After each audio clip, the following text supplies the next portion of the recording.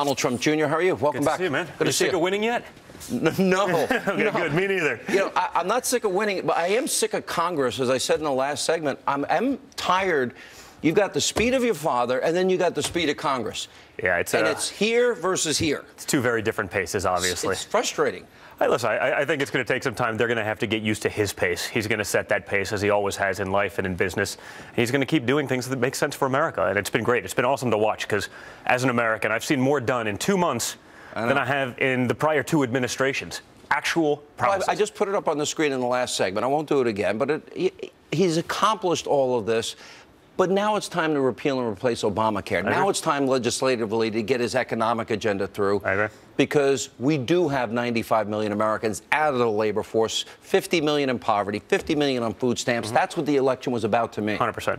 Listen, it's time to do that, certainly. And by the way, me, if I were him, I would have said, you know what, let's just wait, let it collapse. But he's not that kind of guy. He's not going to let all those people. You really would? You're not like that. You wouldn't. Maybe I would. But you know what? Yeah. He won't. I know he won't, because he made a promise. He's going to fix this for the hardworking men and women. And we can't bankrupt the middle class of this country to give them insurance in name only. And that's what this is. They have insurance, but you don't really have insurance when I speak to a family of 4 making 50 grand a year who's paying $1,800 a month in premiums and has a $10,000 deductible. Yeah. That's not insurance, Sean. It's not insurance. And so we have to get people something that's actually affordable. We got to stop all the people from dropping out of the exchanges. We have to be able to have real competition there.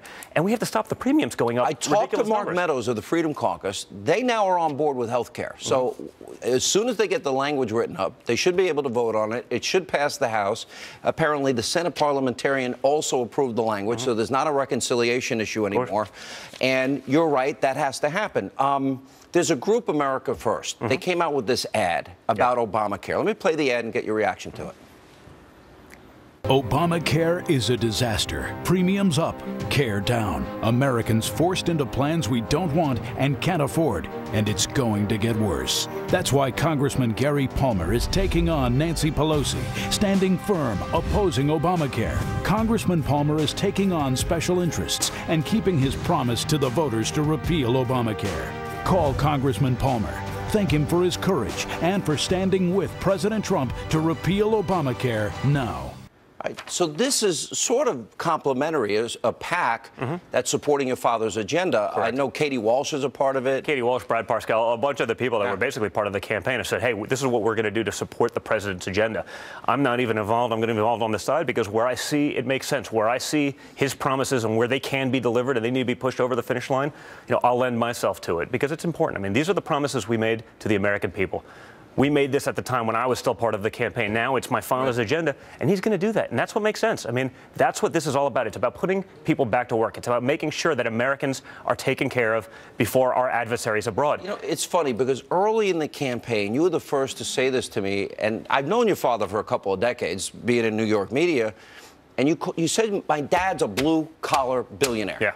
Oh, I got a lot of heat for that, but it is. I mean, you see that. That's what it is. That was a big difference in this campaign was he can actually speak to real, hardworking, blue-collar Americans. And Washington hates Not speak him for at them. Washington he can speak and the with media. them. Oh, they hate him for it. But, I mean, when you look at our opponent, there was zero relatability. You couldn't, even if you crafted the perfect statement, you couldn't deliver it. I mean, he really can communicate to those people. And, D.C. hates him for it because he's probably more at home with those people than he is with the D.C. elite, without question. You know what's funny? Because the AFL-CIO guys came to meet with your dad, like so many other business people, small business people, business owners.